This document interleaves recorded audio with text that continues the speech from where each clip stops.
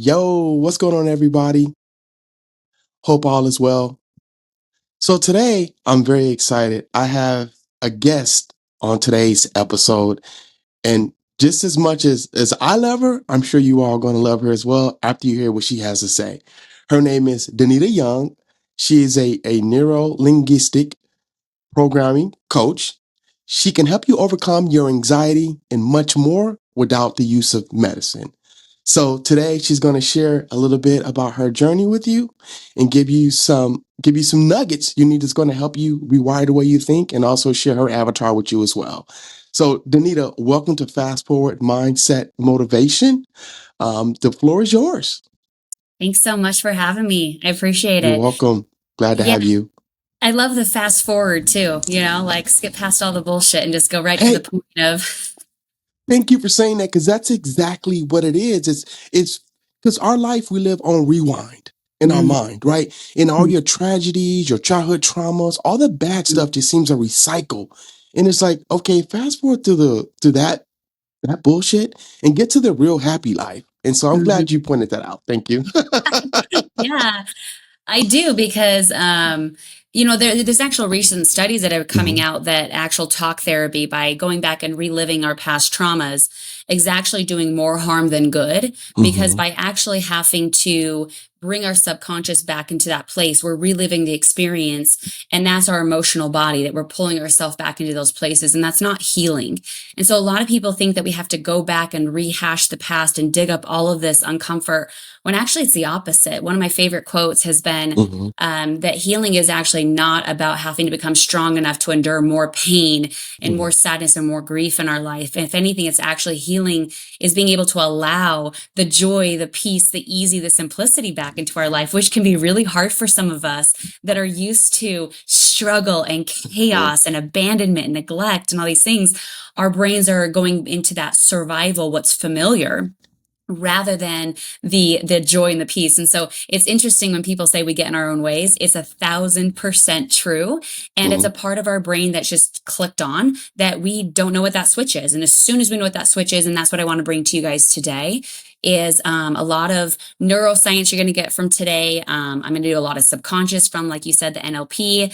I've also got physics in my pocket. So to me, I'm very eclectic. I love to be able to use my experience of how I was able to pull out of this. I definitely am not one of the ones in a book. And so I hope I bring a different message to those that they've been hearing the same thing over and over and over again. And it just gets so watery once you hear the same things over and over again that you're finally ready for something different. And hopefully that's what I bring today. So, um, yeah, I would just, I like to start with just the beginning of like really where I think our mhm, transformation evolves, and I'll definitely share my own story with that. But I truly think that it comes down to an identity crisis, an identity breakdown in our life. And a lot of people feel devastated when they have that identity crushing. But the reality is it's for you to actually really find yourself is you have to first know who you're not. And you have to be completely shed of all these ideas that you think you are, these beliefs that you think you are, this identity of an ego that you form to be. And once you complete have this, I call it identity crisis, call it the midlife crisis. mhm, Then what happens is you go, oh my gosh, this is who I am. And it really is the most magnificent journey. And so, so if you feel like you're in that journey, I want to just recognize you, and I want to validate you and let you know, gosh, it's so real. And everything that you're feeling is so valid and it's so real. Even if those that are around you are trying to diminish it and minimize it, the reality is they're just trying to fix it. They're trying to pull you out of it, but they don't know. They don't. They're just trying to do their best, but they probably haven't had their understanding yet to be able to really maximize it for you, so that you minimize it. They shouldn't be minimizing it. You should be minimizing mhm, it. So anyway, so with that, a lot of people look at me and they're just like, wow, life must have been a silver spoon for you. Well, no, not in fact. So my background is mhm, I was foster raised. So my parents split up, and then I was taken by the state, and I was tossed around into that state unit. And my mhm. parents tried to win me back. However, they weren't able to. So I had to go live with grandma. And in the moment when you're little and you're living with an 80-year-old woman, there's nothing fun about living with grandma. Okay. She was very strict. Yeah.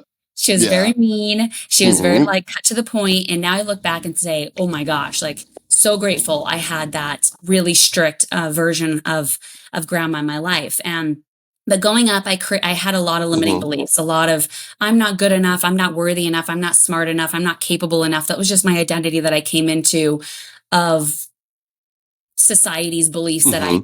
I had absorbed, right? And Mm-hmm. when you're in it, you don't really realize you're in it until all of a sudden there comes a point in your life where these internal reflections of ourself literally hits a kaboom moment in your life, Mm-hmm. like devastation. And so for me, it was being an entrepreneur and wow, a whole different experience that really wakes you up. So for any Yeah. entrepreneurs out there, I just want to totally recognize you because you go to work and you don't know if you're getting paid. And that is so freaking scary. And it is so survival on every single thing. And so for me, it was losing everything in entrepreneurship. It was highest success to the bottom success. So I'm the original owner and founder of bootybounds.com. So I'm a very well-known women's fitness company that had actually turned it around into made it a complete women's home gym. Wow. And so that's where I'm from. And so I had Mm-hmm. extreme success. Like I'm talking like millions of dollars that I'm dealing Mm-hmm. with in just like the first couple months and then Mm-hmm. losing it all. And so when you Wow. go into these extreme highs and lows in your life, your identity is just getting like ripped from one place of success to the Mm-hmm. next one to failure. So you're just like literally tossed around.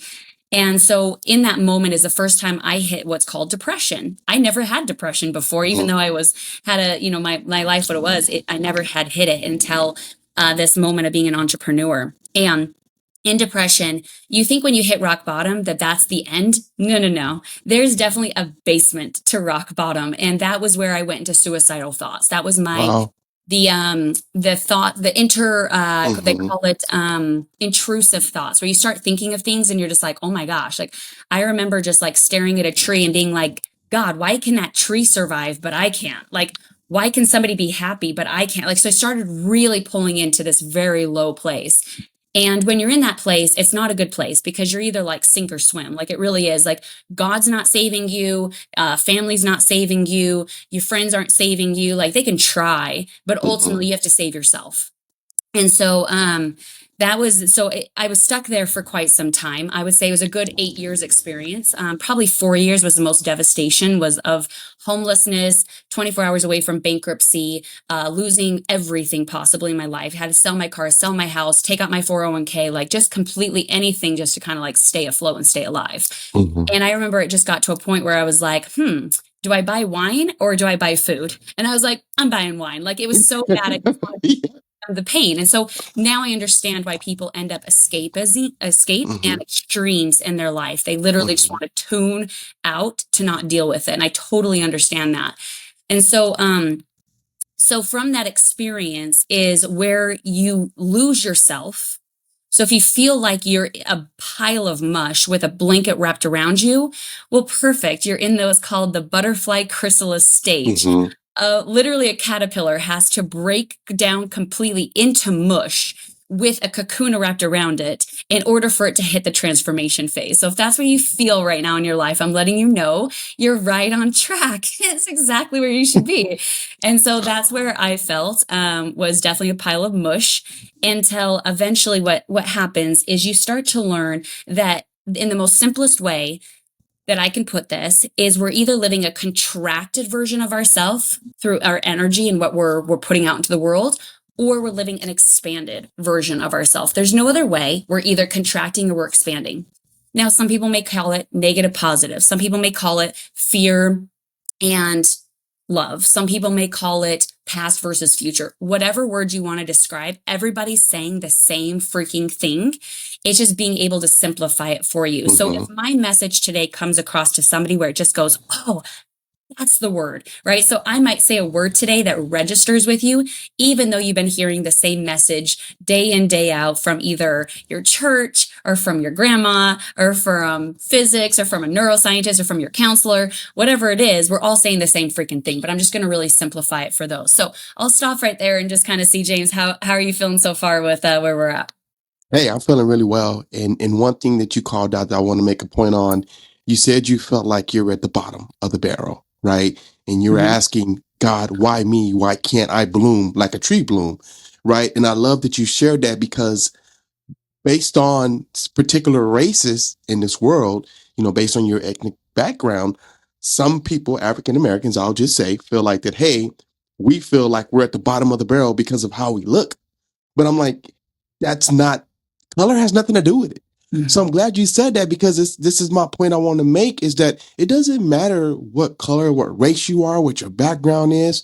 You Mhm. can still feel like you have income from nothing. You can Mhm. still feel like you're at the bottom of the barrel. So I like that you shared that, because I want my listeners and my audience to know it's not color driven. It's in here. Mhm. Right. And so thank you for sharing that. Mhm. Yeah, absolutely.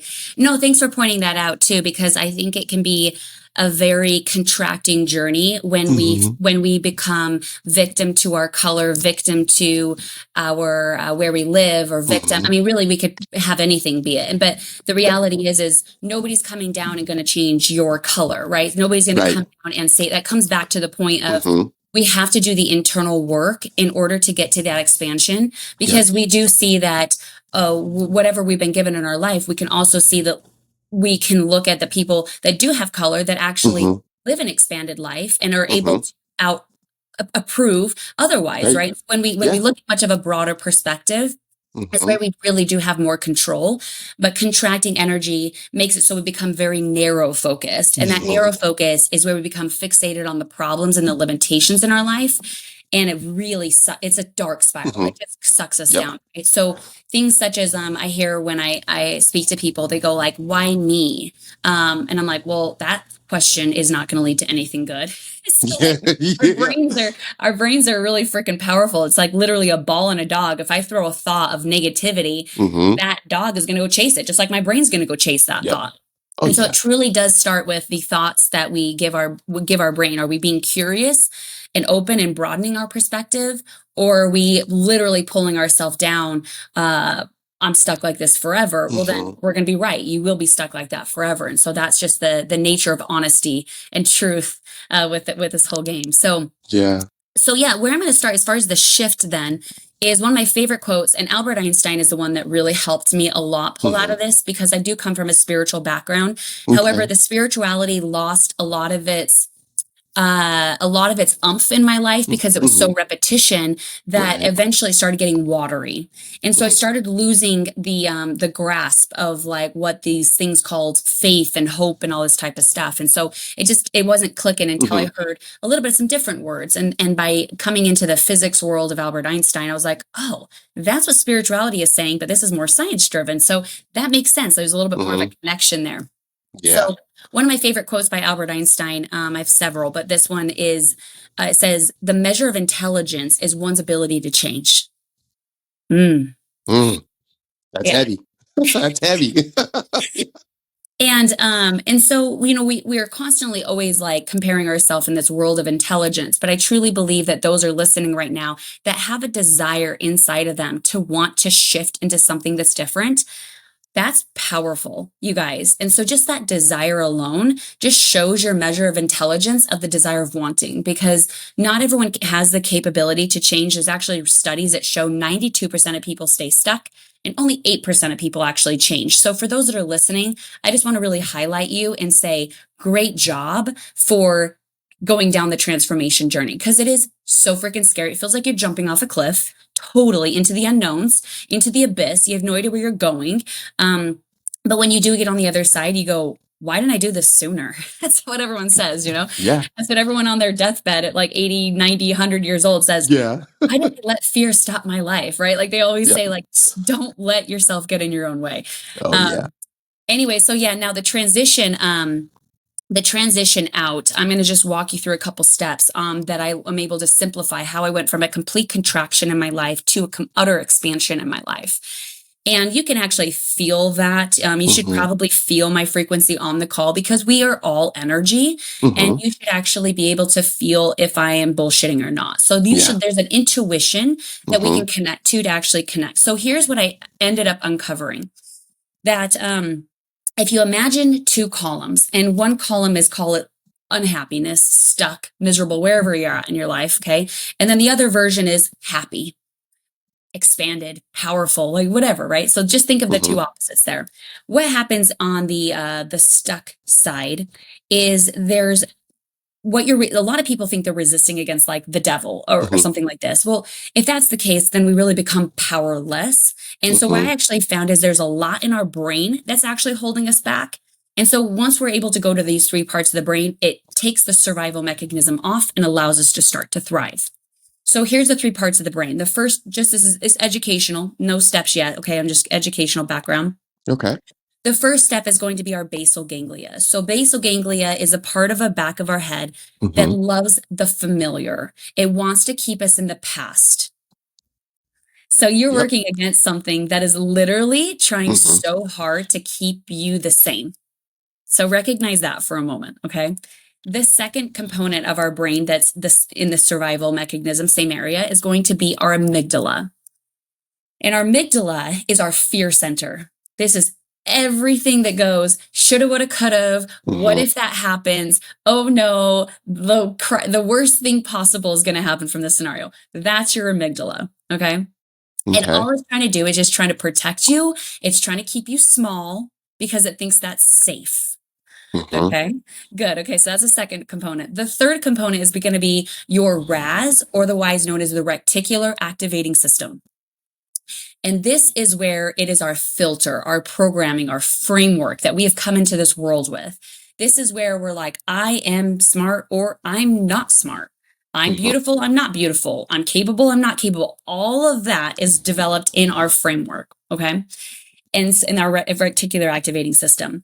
Now, what you're going to find is that if you come from a world of survival, for example, if your mom and if your dad, brothers, sisters, and things like this were in a world of kind of more survival than it was expanded, then this is the part where people are saying, hey, I came from a background of straight survival, and this is really difficult for me to break out. And you're right, because you've been programmed to go into the familiarity, which is very difficult for you to override the brain. But I'm going to teach you. Generational curse, right? There you go. The generational curse. Yep. Yes. But the great news is we have the power to break that. And so here's how we do it. So for the basal ganglia, because it loves the past, well, we know that nothing good comes from reliving the past. We all know that. Right. So by constantly living back, there's nothing we can do to fix it. We can't control it. And so what we need to do is then turn our brain into really focusing more on the future. And so by activating it at the very beginning of being like, well, wait a minute, what are my goals? How do I want to actually change generational trauma? How do I want to step through and actually make sure that the next generation is actually better, right? So it's more of a forward thinking rather than a backwards thinking. And the way to get there is through curiosity first. So starting with a question of what's my first step? And a lot of people miss that. So that is such an important one. I could expand way more, but just by opening up into curiosity allows us to step into the future. Okay. The second component of the amygdala is the fear center. And so when we start doing something of change or growth, or we want to become better, this thing is going to say, nope. And it wants to shove us back. So instead we need to speak to that part of the brain and say, hey, I know you're trying to protect me. I know you're trying to keep me safe and you're trying to do your job, but I promise you, I'm going to be so safe as I'm growing and as I'm evolving. And when I'm abundant and make more money, I'll still be safe. And when I have true love in my life, yes, I'm going to be safe. And when I make this move and I'm able to be around a community of people that love, I'm going to be safe, right? So it doesn't know that. So you have to really speak to that part and bring safety in there. The third part, as far as the reticular activating system, what I like to do is track and measure this. So I hate the inner world of just kind of feeling like you're just guessing. But if each one of us actually sat down and had a 1 to 10 scale, and 10 is the highest, 1's the lowest, and you rated yourself on that 10 scale, not the fake, like think of like the true you.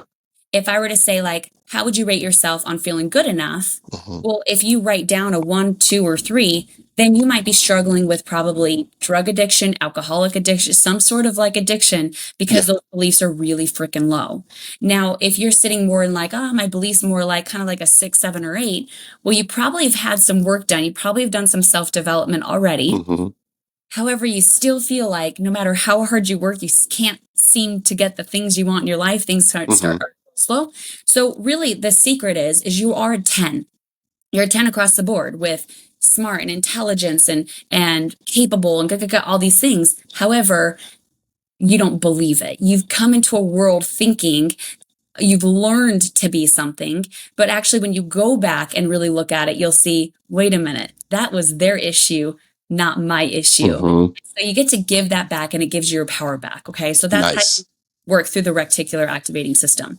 So once you go through all those three components, the beautiful Mm-hmm. thing is that people say it's going to take a long time, or it's going to be really freaking hard, or Mm-hmm. born this way. And the reality is actually it's not, because the survival brain flicked on like a switch, and it can also flick off like a switch.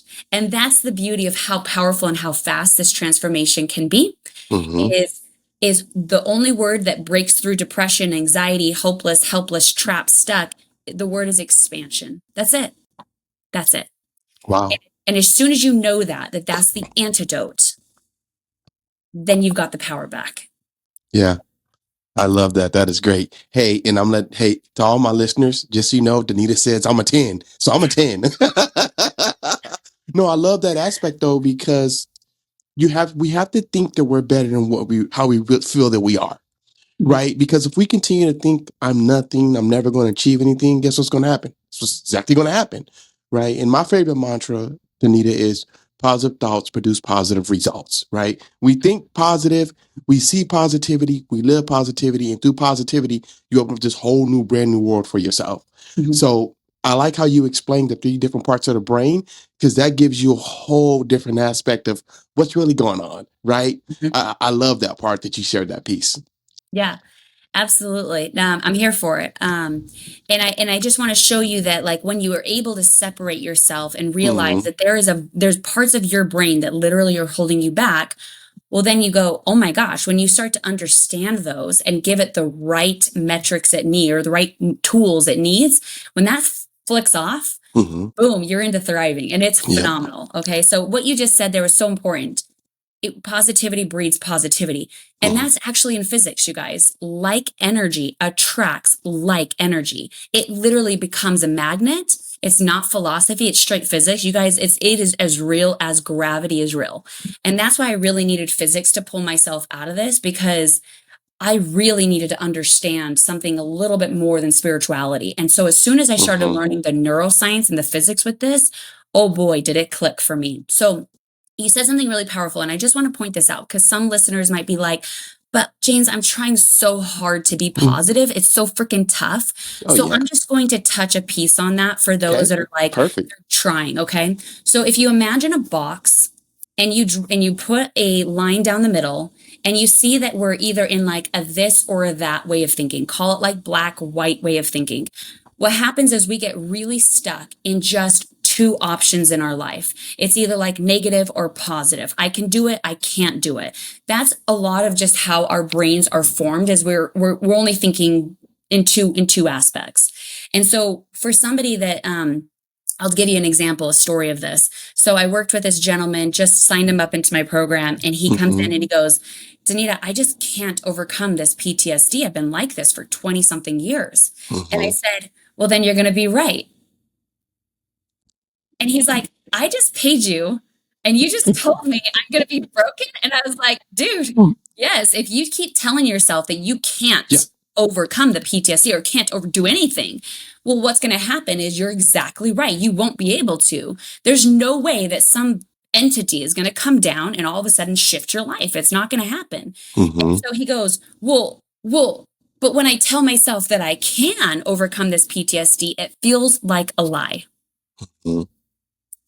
And I said, now we're talking. So what you're going into is what's called fake positivity that I want to bring up for everyone, okay? So if you think one way is the negative thinking and the other one's the fake positivity thinking, what you're going to realize is that neither of those work. Yep. They don't. This is where our family and our friends and our coworkers are all trying to pull us out of our misery. They are giving us their perspective, their tools. They're trying to give us their their reality. However, our reality is different than their reality. And what we find, if it doesn't click, it doesn't sound right to us, then it's marked as a lie. And that's that fake positivity we get stuck in. So some people will be like, water under the bridge, get over it. Doesn't work. If somebody just says, just think positive, never worked. If somebody said, you can do anything, tomorrow's going to be a different day. Like, no, it's not. I'm literally in Groundhog Day, right? And so here is my solution to get out of the box is it's all going to be about the thought and the feeling. Okay. So bear with me here. If I say the word, I can't overcome this PTSD, let me ask you, James, what would the feeling be if you had that feeling inside of you? Like if you had that thought, what would the feeling be if you felt like you can't do something? You're just gonna not do it because you feel like you can't. Yeah. The feeling inside of me would be a little bit of anger and a little fear because I know it's never going to happen for me, at least in my mind. Totally. Exactly. So thank you for sharing that. And so then what I ask next is, does that feel like a contracting emotion or does that feel like an expanding emotion? And so contracting is where we're closing in on ourselves. We're feeling small and stuck, right? So it'd be contracting. So then we go to the opposite one. So the next one would be like, well, when I say I can, it feels like a lie. What does that feeling feel like inside? For me, it's joy and excitement because I got something to be motivated about. But if it feels like a lie, though, let's say it's fake. Yeah, okay. Well, if it feels like a lie, you're still trapped, Got right? it. I hear people tell me all the time that, hey, I don't buy into positivity. It's not real. People mock positivity. So yeah, it's a feeling where you're going to feel trapped and stuck still. Yeah. So for somebody's positivity that works for them might not work for somebody else, right? And so then we feel that trapped, which is that contraction again. So now what I want you to do is actually take the lid off the box. Okay. And what we're going to do is we're going to have a perspective shift with each other. So instead of thinking of this and that, or black and white, or negative and positive, instead, I want you to get curious. Now, we were all curious when we were little. We were all adventurous. We all had imaginations. We all got, we all asked a lot of questions to our mom and dad. Why? How does this happen, right? As we get older, we start to become less curious, which means less expansion. So what I asked him, I said, okay, so how could you get curious about this instead? And he goes, his brain couldn't work for a second. And that's normal because when you're so stuck in a box, it is kind of hard to think outside the box. And so it took a little bit, but eventually he started saying, well, what is the first step for me to overcome this PTSD? And what's really interesting in that moment, as I looked at him on the call, his eyes started looking up and he just started looking around for the answer. And just in that moment, I saw his expansion clicked in. And I said, how does that make you feel? And he said, it made me more open. I said, is that contracted or is that expanded? And he goes, it's expanded. And I said, that is the antidote to anxiety or depression or stuck or negativity or whatever it is. So here's my answer for those that are trying to be positive. Sometimes we have to get curious first.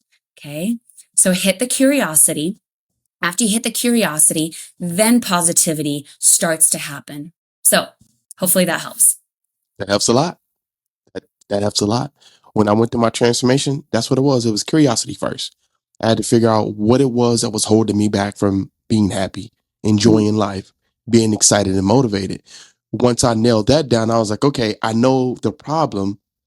How do I get over the problem? And once I figured that part, it was like, okay, this is an aha moment for myself because my curiosity drove me to put plan, actions, and goals in place to help me continue my transformation. Beautiful. Yep. Yeah. So, hey, that was really great. Yeah. Thank you. Yeah. So, and so some people it works, right? Some people can just flip into that positivity and some people, they might need just a little bit of some hand holding first to kind of get their brain thinking, in a different perspective. And so that's why I say, get outside the box because the box isn't working. But the beautiful thing is we can always get out of the box. There's always new tools and resources. That's the great thing about future thinking is there are so many opportunities and possibilities that we don't have in this current moment. And so there's a new person that teaches us something different or a new book that teaches us something different. Like we're constantly learning and constantly evolving. It's not until we say, I've learned it all is when we stopped learning and so when we stopped growing. right? Right. Exactly. So, hey, thank you for sharing that. So, if my listeners want to get in contact with you, can you share your information? Yeah. So what I like to do is I just like to give a gift is more than anything, because I'm here with a purpose to just share where my experience is, to be able Hmm. to, if I can impact one person, I'm arrived. I did it. And so that's my intention for today, is to give a gift. And so my gift is for the listeners. If they wanted to jump on a call with me, I will do a free assessment with you. Okay. Basically, what that does is I'm going to show you where your frequency is, where your beliefs are at, and where your nervous system is at. And then from there, give you some exact steps on what to do with where you're currently at. And I love that, because I needed a roadmap when I first started this. I was like, Hmm. where's I'm starting? I don't even know where the heck I'm starting. And so when we have a map, we know exactly, like, oh, I'm here and I need to be here. Got it. And so I'm going to give you that roadmap and show you what it is. So how you get to it is if you go to callwithdanita.com, then you'll be able to pick a spot, totally free. Like I said, it's a gift, and just jump on that call with me, and I'll go through that. So, any questions on that, or? No, perfect. Thank you for sharing that. And thank you for giving your contact information. What I'm also going to do as well is that in the body of the podcast description for the episode, I'm also going to drop your link in there so they can contact you if need be. Cool. One last question. What is one suggestion for the listeners that you can give that will help them rewire the way they think? Yeah, I'm going to leave it with one of my favorite quotes by Albert Einstein. He goes, "Everything is energy, and that's all there is to it. All we have to do is match the frequency of the reality that we want, and we cannot help but get that reality. It's no other way. It's not philosophy, it's physics." And so the power of our thought is electric. It goes beyond our skull. You can't see it, but it is a frequency, an electric current that gets sent out like a radio tower. And what we feel is magnetized, meaning if we magnetize the thought, what's drawing back into our life. And so if there's anything I can tell the listeners is really be careful with what you are thinking. You think the universe is not listening? No, my dear sweetheart. Okay. They're listening. The thoughts are creating themselves. So every fear will create itself. Every bad thing that you think about will create itself. If you think you can't, it will create itself to not. And so I want everyone just to have that really bold awareness of that wake up moment of realizing, like, what am I thinking? Not saying, just thinking, and recognize how powerful that is. And that will begin the shift of you being able to rewire. Perfect. Hey, Danita, it's been great having you on the show. On behalf of myself and the podcast, Fast Forward Mindset Motivation, we want to thank you for your time today. And like I said, I'm going to put your contact information in the description of the podcast episode. And I hope that in the future, we can have some more collaboration.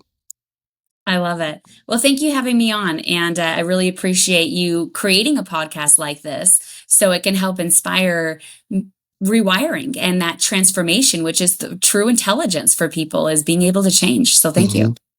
You're welcome. Thank you and have a wonderful day. Bye-bye.